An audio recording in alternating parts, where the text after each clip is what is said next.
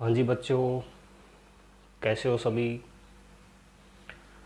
आपका इकोनॉमिक्स की क्लास में स्वागत है। हम बेटा चैप्टर नंबर 5 पढ़ने जा रहे हैं। चैप्टर 4 तक हमने कंप्लीट कर दिया है और कुछ प्रैक्टिकल क्वेश्चंस की भी हमने प्रैक्टिस कर ली है। असाइनमेंट के तौर पर हम उस चैप्टर की और प्रैक्टिस करेंगे। अभी हम चैप्टर नंबर 5 के अंदर हैं और चैप्टर नंबर 5 की ये फर्स्ट क्लास है। 2 क्लास में हम इस चैप्टर को कंप्लीट कर देंगे। तो आज पहली क्लास है और चैप्टर का नाम है मनी, चैप्टर नंबर 5। आपके नोट्स में ये चैप्टर नंबर 4 करके गया हुआ है, तो एक बार उसको चेंज कर ले। ये चैप्टर नंबर 4 नहीं है, चैप्टर नंबर 5 है। तो जहाँ आपने नोट्स बनाए हैं वहाँ ठीक से लिख लेना कि ये चैप्टर नंबर 5 है। ठीक है, देखिए मनी क्या है, जिसको हिंदी में हम बोलते हैं मुद्रा। ये काम क्या करती है? ये नॉर्मली मीडियम ऑफ एक्सचेंज, इसका मेन रोल होता है मीडियम ऑफ एक्सचेंज, यानी कि जो हम चीज़ें अदला बदली करते हैं उनके लिए एक कॉमन यूनिट हो, जिससे कि हम कोई भी चीज़ खरीदते हैं या कोई भी चीज़ बेचते हैं तो उसकी एक मॉनेटरी वैल्यू डिफाइन की जा सके। आपको पता होगा पहले के टाइम में बार्टर सिस्टम चलता था। बार्टर सिस्टम, देखो इस चैप्टर के नोट्स आप लोग राइट डाउन कर चुके हैं, तो इसलिए आपको सिर्फ यहाँ पर क्या करना है, सिर्फ समझना है और कुछ नोट नहीं करना है, सिर्फ समझना है। नोट हम पहले ही कर चुके हैं। पहले बार्टर सिस्टम चलता था। बार्टर सिस्टम का मतलब होता था कि एक हाथ से गुड्स जाएगा दूसरे के हाथ में और दूसरे के हाथ से कोई ना कोई सामान फिर से चलकर इसके पास आएगा। इस बंदे ने राइस प्रोड्यूस किए, इस बंदे ने वीट प्रोड्यूस किए, एक ने पैदा किए चावल और एक ने अपने खेत में पैदा किए गेहूं। अब बार्टर सिस्टम जब चलता था, जब हमारा मनी इन्वेंट नहीं हुआ था, तो उस टाइम क्या करते थे, जैसे मैंने चावल उगाए, मेरे को गेहूं की आवश्यकता है, तो मैं क्या करता था, जिस बंदे ने गेहूं उगाए हैं मैं उससे संपर्क करता था और कहता था कि भाई आप राइस ले लो मेरे से, क्योंकि आपने तो वीट उगाए हैं, आपके पास तो राइस होंगे नहीं, तो आप राइस ले लो और मेरे को आप दे दो वीट। तो दोनों के पास चीज़ें जो हैं अदला बदली हो जाएंगी, आपकी राइस की आवश्यकता पूरी हो गई और मेरी वीट की आवश्यकता पूरी हो गई। तो पहले वस्तु के बदले वस्तु देने का प्रचलन था, तो डिफाइन नहीं कर पाते थे कि ये जो चावल दिए जा रहे हैं, मान लो इसने 2 किलो चावल दिए उसको, और इसने इसको 3 किलो गेहूं दिए, या फिर मान लो 2 ही किलो गेहूं दिए, तो क्या इनका बाजार मूल्य, अगर मनी इन्वेंशन की बात करें तो मनी अगर होती तो क्या 2 किलो चावल का प्राइस क्या 2 किलो गेहूं के बराबर होता? नहीं होता। इसलिए हमने एक प्रॉब्लम फेस की कि हम जो सामान की अदला बदली कर रहे हैं इससे तो वही काम चलेगा नहीं, हमें कोई ऐसी चीज़ इन्वेंट करनी पड़ेगी जिससे कि कोई ना कोई एक कॉमन यूनिट हो जाए, जिससे हमें सामान के बदले सामान ना देना पड़े। हमने सिर्फ सामान लिया, उसके बदले पैसे दे दिए, सामान दिया तो हमें उसके बदले पैसे मिल गए। तो हमें एक कॉमन यूनिट की आवश्यकता थी, जिसको हम मीडियम ऑफ एक्सचेंज कहते थे, कि भाई जो भी हम अदला बदली कर रहे हैं उसके लिए एक हमें ऐसा मीडियम चाहिए जो दोनों पार्टीज़ के लिए क्या रहे, एक कन्वेंस रहे, कन्वीनियंट रहे। तो इस वजह से बार्टर सिस्टम से मनी इन्वेंशन की जो स्टेज है वो आई है। बार्टर सिस्टम की कमियों को देखते हुए हमने मनी को इन्वेंट किया। अच्छा, अब बार्टर सिस्टम में होता क्या था, क्या क्या कमियां थी जिसकी वजह से मनी का इन्वेंट हुआ, देख लेते हैं हम। सबसे पहले हम यहाँ देखते हैं डबल को इंसिडेंस ऑफ वांट्स। ये बार्टर सिस्टम की कमियां बता रहा हूं मैं कि बार्टर सिस्टम में क्या कमियां थी। कमियां of barter system, barter system की क्या कमियां थी। सबसे पहले कमी थी डबल कोइंसिडेंस ऑफ वांट्स। यानी कि जो इच्छाएं हैं, जो आवश्यकताएं हैं, उनकी दोहरी जो प्रभाव है वो पड़ता था। यानी कि दो पर्सन है हमारे पास, मिस्टर ए और मिस्टर बी, इन दोनों की जो आवश्यकताएं हैं वो आपस में टकरा रही हैं। जब तक ये इसको कोई वस्तु नहीं देगा, इसकी आवश्यकता पूरी नहीं होगी। जब तक बी इस ए को कोई सामान नहीं देगा, ए की आवश्यकता पूरी नहीं होगी। तो यहाँ पर क्या था कि जो आवश्यकताएं हैं उनका आपस में कोइंसिडेंस था, दोनों मिल जाती थी। और जब तक दोनों पार्टीज इस चीज़ के लिए सहमत नहीं होती थी, कोई से की भी जो वांट है वो पूरी नहीं होती थी। तो यहाँ पर डबल कोइंसिडेंस की वजह से जो है मनी का इन्वेंट हुआ। अब मनी क्या होगी, ए को कोई भी सामान चाहिए, ये बी को कुछ रुपए दे देगा, ले भाई और मेरे को सामान दे दे, बदले में इसको अपना सामान देने की आवश्यकता यहाँ पर नहीं है। यानी कि बी ये कह रहा है कि मेरे को तू ये सामान देगा ना तो ही मैं तेरे को ये सामान दूंगा। अब मान लो ए के पास वो सामान है ही नहीं जो बी को चाहिए, तो क्या ए की आवश्यकता पूरी हो सकती है? नहीं हो सकती। लेकिन पैसे की वजह से क्या हुआ, ए ने इसको पैसे दिए, बी ने इसको सामान दिया, खत्म। यहाँ पर किसी चीज़ की आवश्यकता ही नहीं पड़ी हमें। तो डबल कोइंसिडेंस ऑफ वांट्स का मतलब होता है कि दो पर्सन जिनको चीज़ों की आवश्यकता है, दोनों के पास कोई ना कोई गुड्स हैं जो कि वो आपस में सप्लाई करके एक दूसरे की आवश्यकता को पूरी करेंगे। तो ये डबल कोइंसिडेंस ऑफ वांट्स था। अब किसी के पास अगर वो वस्तु नहीं है जो कि सामने वाले को चाहिए, तो यहाँ पर इन दोनों की आवश्यकता पूरी नहीं हो सकती थी। इस वजह से भी मनी का जो इन्वेंशन है वो हुआ है। ठीक है, अगला है स्टोर ऑफ वैल्यू। हम इस वैल्यू को स्टोर नहीं कर सकते, यानी मनी जो है उसको तो काफ़ी समय तक स्टोर किया जा सकता है, लेकिन जो सामान होते थे उनको लंबे समय तक के लिए स्टोर नहीं किया जा सकता था। स्टोर भी अगर करते थे तो वहाँ पर स्टोरेज कॉस्ट काफ़ी ज़्यादा आ जाती थी, उनको रखने की जो लागत है, या रिस्क भी होता था कि सामान कहीं चोरी ना हो जाए, आग ना लग जाए, ख़राब ना हो जाए। इसकी वजह से बार्टर सिस्टम में जो वैल्यू को स्टोर करने की बात आती थी वो वहाँ पर फेल हो जाती थी। मनी को आप कितने भी समय तक, आजकल तो डिजिटल मनी का ज़माना है, आपको पैसे हार्ड कैश रखने की आवश्यकता नहीं है। कितना भी पैसा आप कितने भी समय तक क्या कर सकते हैं, सेव कर सकते हैं। तो बार्टर सिस्टम में मनी वैल्यू यानी जो वर्थ है किसी भी चीज़ की, उसको स्टोर नहीं किया जा सकता था। सामान स्टोर किया जाता था जिसकी वजह से वहाँ पर लागतें ज़्यादा आती थी।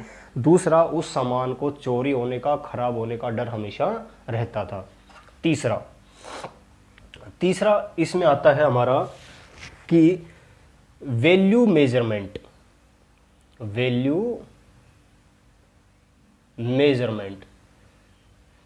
अब बार्टर सिस्टम में किसी भी चीज़ की जो वैल्यू है वो मेजर नहीं हो पाती थी, क्योंकि अगर मान लो जैसे कोई कार है, क्या उसकी वैल्यू मनी है? मनी में तो भी हम नाप सकते हैं कि 8 या 10 लाख के करीब होगी, लेकिन हम कहें कि भी एक कार की कीमत 5 घोड़ों के बराबर है, ठीक है, या 10 कैटल्स के बराबर है, सारे जिसमें पशु शामिल हो गए, तो ऐसी सिचुएशन हमें फेस करने को मिलती थी कि हमारे पास जो वस्तु है उसकी सही वैल्यू क्या है हमें नहीं पता चल पाता था। तो एग्जैक्ट वैल्यू मेजरमेंट के लिए भी मनी का इन्वेंशन हुआ है। अब मनी होने से आप किसी भी चीज़ की जो वैल्यू है वो पैसों में नाप सकते हैं। क्लियर?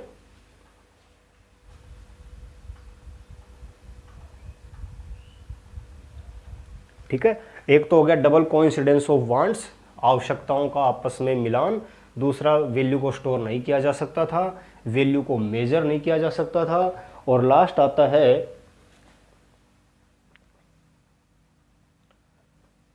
डेफर्ड पेमेंट सिस्टम का अभाव।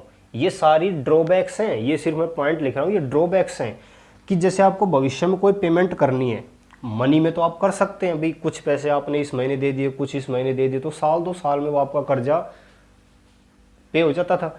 लेकिन बार्टर सिस्टम में जो डेफर्ड पेमेंट है वो वाला सिस्टम वहाँ पर फॉलो नहीं होता था, क्योंकि आपको पता ही नहीं होता था कि मुझे कितना पेमेंट कितने दिनों बाद करना है। वहाँ पर डेफर्ड पेमेंट नहीं हो सकती थी सामान के रूप में, क्योंकि सामान तो जो चाहिए वो भैया आज ही उसको देना पड़ेगा, क्योंकि उसके पास जो नीड है वो आज है। वो ये नहीं कहता कि मुझे आप 5 महीनों तक ये सप्लाई करते रहो, हो सकता है 5 महीने बाद उसके साथ सप्लाई ना हो।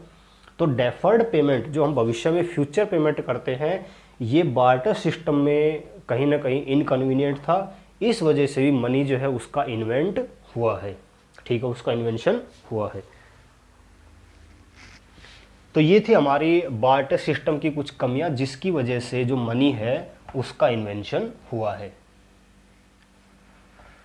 तो मनी क्या है? Basically medium of exchange. जैसे हम इंडिया की बात करें तो यहाँ पर रुपीज चलते हैं, अगर हम यूएसए की बात करें तो ये डॉलर चलते हैं। तो हर कंट्री का अपना अपना है। जैसे जापान की बात करें तो वहाँ पर येन चलता है। तो ये हर कंट्री ने अपना अपना जो मनी स्ट्रक्चर है वो बना रखा है और उसको कॉमन मीडियम ऑफ एक्सचेंज हर किसी व्यक्ति के द्वारा स्वीकार किया जाता है। और जो मनी होती है वो होती है किसी भी सरकार के द्वारा जारी किया गया लीगल टेंडर, यानी कि एक जिसको हम कह सकते हैं कानूनी मुद्रा, जिसका लेन देन पूरे देश में किया जाएगा और कोई भी व्यक्ति उस उस मुद्रा को स्वीकार करने से मना नहीं कर सकता। उसे वो मनी स्वीकार करनी ही पड़ेगी। वो ये नहीं कह सकता कि भाई ये जो पैसे हैं ये मैं स्वीकार नहीं करूंगा, उसे स्वीकार करने पड़ेंगे क्योंकि गवर्नमेंट के द्वारा इशू किया गया ये एक लीगल टेंडर कहलाता है। अच्छा जी, तो ये हमारी कुछ बेसिक बातें थी जो कि इस चैप्टर से रिलेटेड है। और पढ़ते हैं हम, आप क्वेश्चन टू क्वेश्चन चलते जाइए। जैसे मैंने पहला क्वेश्चन पढ़ लिया, सेकंड पढ़ लिया, थर्ड पढ़ लिया। तो जो बार्टर सिस्टम था उसको हम सीसी इकोनॉमी भी बोलते थे। सीसी इकोनॉमी, सीसी का मतलब होता है कोमोडिटी, सामान, कोमोडिटी टू कोमोडिटी इकोनॉमी, सामान के बदले सामान एक्सचेंज करने वाली अर्थव्यवस्था। तो बार्टर सिस्टम को सीसी इकोनॉमी भी कहा जाता था। और सीसी इकोनॉमी भी एक ऐसी इकोनॉमी थी, सीसी इकोनॉमी ही एक ऐसी इकोनॉमी थी जिसमें कि डबल कोइंसिडेंस ऑफ वांट्स चलता था। क्लियर? उसी इकोनॉमी में ये प्रॉब्लम आती थी। अच्छा जी, क्वेश्चन नंबर 4 हमारा हो गया। हमने ड्रॉबैक्स पढ़ लिए हैं बार्टर सिस्टम के। क्वेश्चन नंबर 5 में आते हैं। उससे पहले लिखा है कि सेल और परचेज, ये भी कई बार एक केस स्टडी में आ जाता है। क्या बार्टर सिस्टम में सेल और परचेज एक ही मूवमेंट में होता था? ये हम बात करते हैं बार्टर सिस्टम में, और ये बात करते हैं सेल और परचेज की हम मॉनेटरी में या मनी स्टेज के अंदर। जब मनी आ गई तो सेल परचेज में क्या चेंजेज हुए हैं, और जब बार्टर सिस्टम था तो सेल परचेज में क्या था। तो हम कह सकते हैं जब बार्टर सिस्टम था तो वहाँ पर ये दोनों ही घटनाएं एक साथ होती थी, एक साथ। लेकिन मनी आने से ये दोनों घटनाएं क्या हो गई? अलग अलग। कैसे? अभी मैंने एग्जांपल दिया था, ए और बी 2 पर्सन हैं, इसके पास राइस है, इसके पास वीट है। अगर इस बंदे को वीट परचेज करने हैं, अगर ये वीट परचेज करने हैं तो इसको बदले में राइस उसी समय देने पड़ेंगे। तो यहाँ पर सेल भी हैंड टू हैंड हो रही है और परचेज भी एज इट इज उसी समय पर हो रही है, क्योंकि एक पक्ष सामान जब देगा ना दूसरे को तो दूसरा व्यक्ति उसी टाइम उसको सामान देगा। तो यहाँ पर क्या हो रहा है? एक साथ हो रही है सेल परचेज। जबकि मनी टर्म में बात करें तो आपको कोई भी सामान परचेज करना है, जैसे राइस, आपने उसके लिए 50 रुपये दिए और आप राइस लेके आ गए। क्या आपको कोई चीज़ बेचनी पड़ी? नहीं, आप खरीद कर ले आए, तो परचेज अलग हो गया। आपको कोई सामान बेचना है, आपने राइस बेचे और सामने वाली पार्टी से आपने 50 रुपये रिसीव कर लिए। क्या आपने बेचते टाइम कोई चीज़ खरीदनी, यहाँ पर कोई कंडीशन समझी? नहीं। यहाँ पर सेल अलग हो सकती है, परचेज अलग हो सकती है, क्योंकि हमारे पास मनी वैल्यू आ चुकी है। जबकि बार्टर सिस्टम में सेल परचेज एक साथ होती थी। तो ये जो मैंने इंपॉर्टेंट करके दिया हुआ है ये इसी चीज़ को बता रहे हैं। आगे चलते हैं।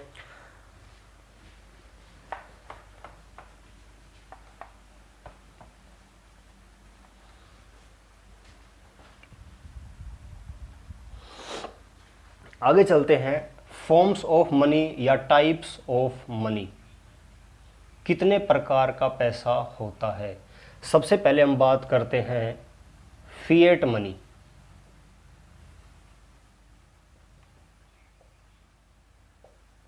issued by government in form of coins and notes।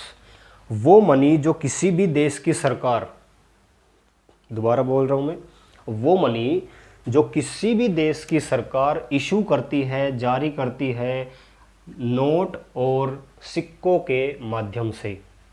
हमारे देश की सरकार जो है वो कॉइन्स भी जारी कर रही है, नोट्स भी जारी कर रही है डिफरेंट डिफरेंट डिनोमिनेशंस के, तो वो जो मनी है उसको कहा जाता है फिएट मनी।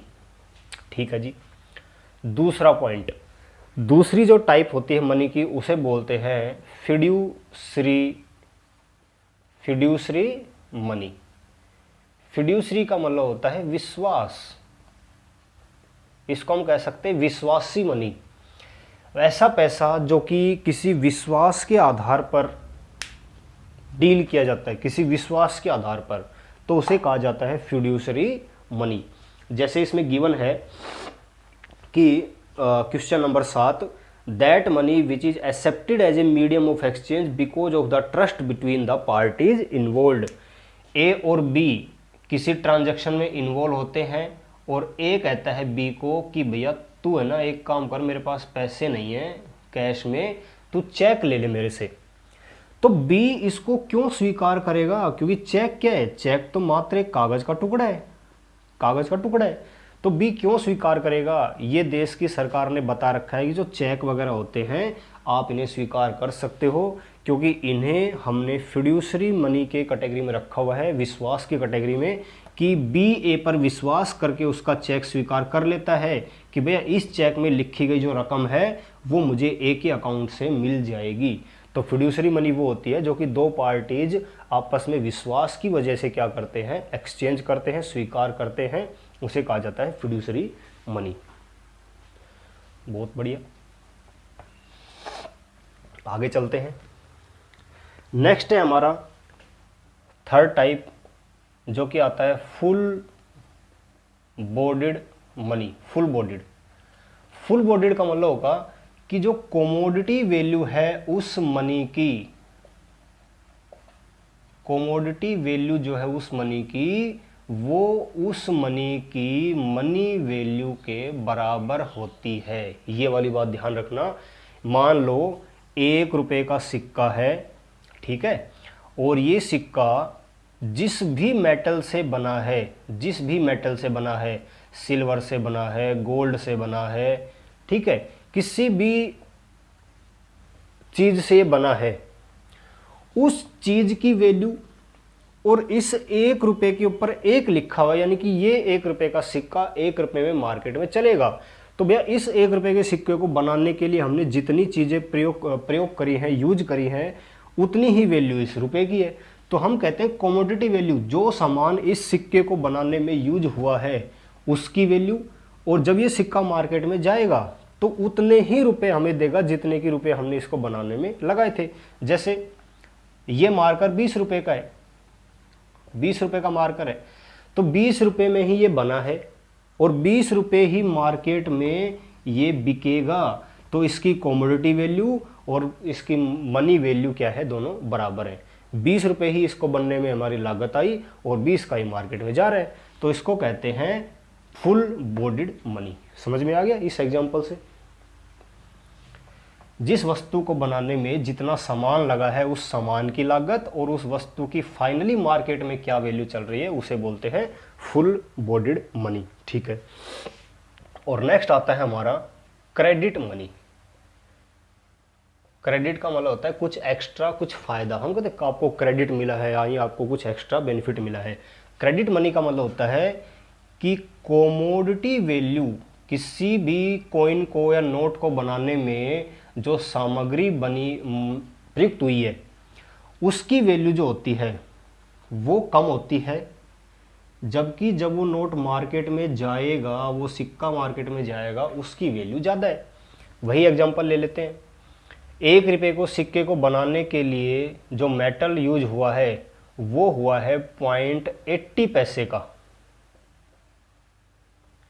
80 पैसे का जो रॉ मटेरियल है वो इस 1 रुपए के सिक्के को बनाने में लगा है, जबकि मार्केट में ये जो सिक्का है ये कितने रुपए में जाएगा, कितने रुपए का सामान हम खरीद सकते हैं इस सिक्के की सहायता से, 1 रुपए का।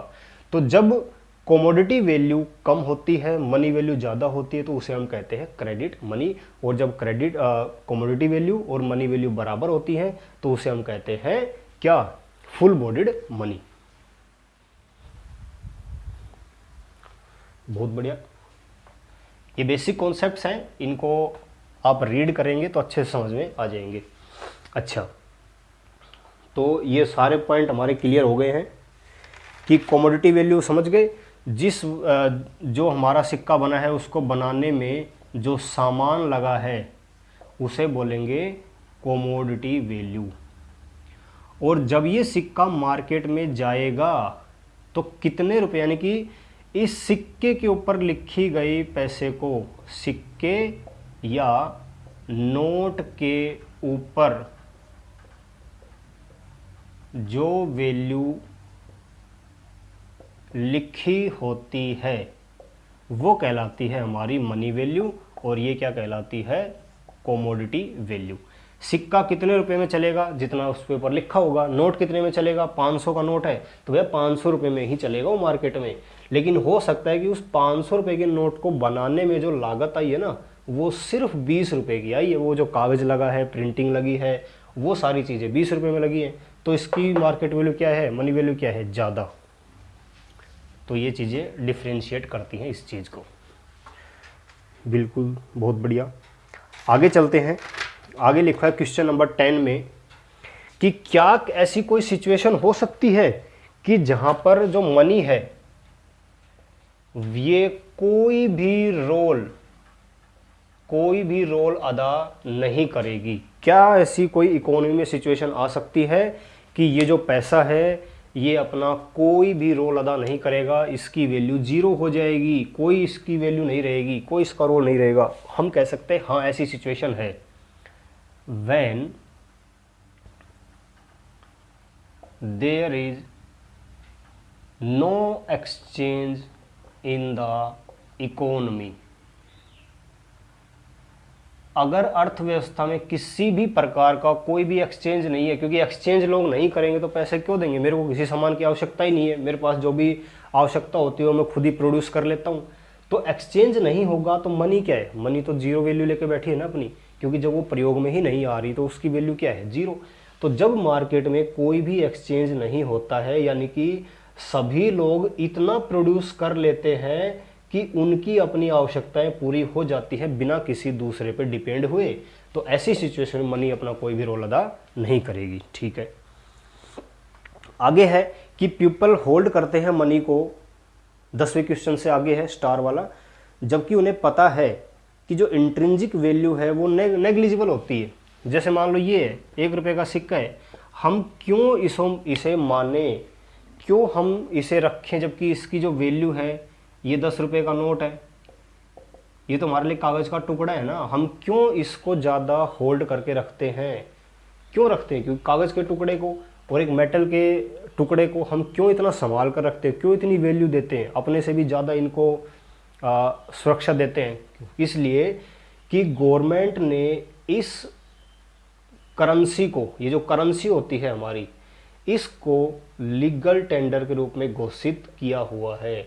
सरकार ने कह रखा है कि आपके पास जो भी मनी है, जो भी करेंसी है, वो चाहे कॉइन्स के फॉर्म में हो, वो चाहे नोट के फॉर्म में हो, वो एक legally accepted medium of exchange है।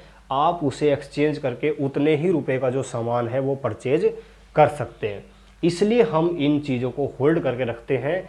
हमें पता है कि इनकी जो वैल्यू है वो 0 है। अगर एक्सचेंज मार्केट में ना हो तो ये हमारे लिए क्या है, ये रद्दी है हमारे लिए, लेकिन गवर्नमेंट ने इनको लीगल टेंडर घोषित कर रखा है एक्सचेंज का माध्यम, इसके लिए हम इनको ज़्यादा महत्व देते हैं। ठीक है जी, आगे चलते हैं क्वेश्चन नंबर 11 में कि सप्लाई ऑफ मनी से आपका क्या तात्पर्य है।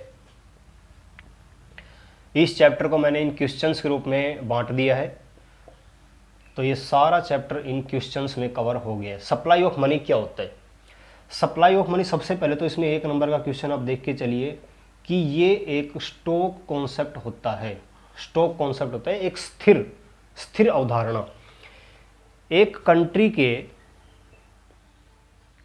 कंट्री के जो पीपल होते हैं या जो पब्लिक होती है, उनके द्वारा हेल्ड की जाने वाली जो भी करेंसी होगी उसे कहा जाता है सप्लाई ऑफ मनी। जितना पैसा एक देश की जनता के द्वारा होल्ड किया जाता है, एक पर्टिकुलर समय में एक कंट्री की जो टोटल पॉपुलेशन है, जो पब्लिक है, उसने कितना पैसा अपने पास एज ए स्टॉक रखा हुआ है, होल्ड किया हुआ है, उसे कहा जाता है सप्लाई ऑफ मनी। क्लियर? अच्छा, अब ये तो हो गया हमारा ये वाला पॉइंट। अब देखो, एक होते हैं डिमांड साइड ऑफ मनी और एक होती है सप्लाई साइड ऑफ मनी। एक ऐसा साइड होता है जो मनी की सप्लाई करता है। मनी की सप्लाई कौन कौन करता है? या तो सरकार करती है, या हमारा देश का जो सेंट्रल बैंक है वो करता है, या हमारे देश में जो अदर बैंक्स हैं आरबीआई के अलावा, ये तीन ऐसे सिस्टम हैं, ऐसे पार्टीज हैं जो मनी को सप्लाई करते हैं मार्केट के अंदर। और डिमांड साइड में कौन हो गए? जो पब्लिक होती है वो डिमांड साइड में आती है। जितने भी फाइनेंशियल इंस्टीट्यूशंस होते हैं, ठीक है, फॉरेन कंट्री या फॉरेन गवर्नमेंट अपना पैसा रखती है बैंक्स में, ठीक है, या जो इंटरनेशनल जो इंस्टीट्यूशंस होते हैं वो अपना पैसा रखते हैं। ये लोग अपना पैसा बैंकों में रखते हैं और ये लोग होते हैं जो सप्लाई करते हैं। तो मनी ऑफ सप्लाई यानी कि सप्लाई ऑफ मनी जो कॉन्सेप्ट है उसमें ध्यान रखना, केवल डिमांड साइड ही इंक्लूड किया जाता है। सप्लाई जो करता है मनी को, उसे कभी भी सप्लाई ऑफ मनी में शामिल नहीं करा जाएगा। यही हमारा पॉइंट क्वेश्चन नंबर 11 के बाद डील किया गया है। क्वेश्चन नंबर 12 है, who are the producers of money? Who are the producers of money? Money के प्रोड्यूसर्स कौन है? एक तो देश की सरकार, एक देश का जो केंद्रीय बैंक होता है वो, और एक देश के जो बाकी अदर बैंक्स हो गए जिनको हम कमर्शियल बैंक्स कहते हैं, ये होते हैं हमारे ठीक है बेटा। तो डिमांड साइड में पब्लिक आती है, सप्लाई साइड में गवर्नमेंट, सेंट्रल बैंक और अदर बैंक्स। कभी भी सप्लाई साइड को सप्लाई ऑफ मनी में शामिल नहीं करते, सिर्फ डिमांड साइड को ही शामिल करते हैं। क्वेश्चन नंबर 13 में आते हैं, मेजर्स ऑफ मनी सप्लाई, कि मनी सप्लाई को मेजर कैसे करें। तो मनी को बेसिकली 4 कैटेगरी में डिवाइड किया जाता है, M1, M2, M3, M4। हम यहाँ पर केवल M1 की बात करेंगे क्योंकि M1 ही हमारे सिलेबस में आएगा।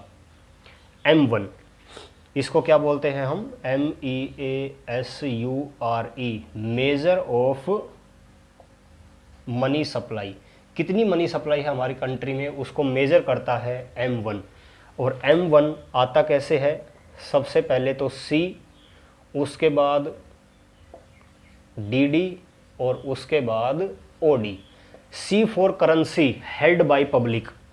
जो भी करेंसी पब्लिक ने हेल्ड कर रखी है, एक तो वो लेते हैं। डिमांड डिपॉजिट, डिमांड डिपॉजिट कौन से होते हैं? जो या तो जो पब्लिक होती है वो कमर्शियल बैंक्स के पास होल्ड करती है, या हमारे जो पब्लिक फाइनेंशियल इंस्टीट्यूशंस होते हैं, पब्लिक फाइनेंशियल इंस्टीट्यूशंस जैसे नाबार्ड है, इसने अपना पैसा आरबीआई के यहाँ डिपॉजिट कर रखा है। या हो सकता है कि जो फॉरेन गवर्नमेंट है, दूसरे देश की सरकार है, उसने हमारे आरबीआई के अंदर पैसा डिपॉजिट करवा रखा है। या जो इंटरनेशनल संस्थाएं हैं जैसे वर्ल्ड बैंक है, इंटरनेशनल मॉनेटरी फंड है, इन्होंने हो सकता है आरबीआई के पास पैसा जमा करवा रखो कुछ समय के लिए।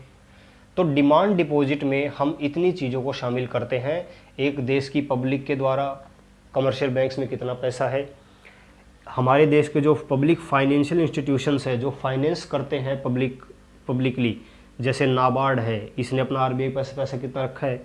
फॉरेन गवर्नमेंट या फॉरेन कंट्री के जो लोग हैं उन्होंने हो सकता है कुछ पैसा यहाँ लगा रखा हो, या जो इंटरनेशनल संस्थाएं हैं, वर्ल्ड बैंक या इंटरनेशनल मॉनेटरी फंड, इन्होंने पैसा लगा रखा हो। इन सब के द्वारा डिपॉजिट किए गए पैसे को हम बोलते हैं डिमांड डिपॉजिट। और फिर आता है हमारा अदर डिपॉजिट। अदर डिपॉजिट में एक कंट्री की गवर्नमेंट ने, यानी हमारे देश की सरकार ने ही आरबीआई के पास कुछ पैसा जमा करा रखो, इंडियन गवर्नमेंट ने ही अपना कुछ पैसा आरबीआई के यहाँ जमा करा रखा हो, या जो हमारे कमर्शियल बैंक्स होते हैं उन्होंने हो सकता है आरबीआई के यहाँ पर पैसा जमा करवा रखा हो। तो इसको ध्यान से सुनना।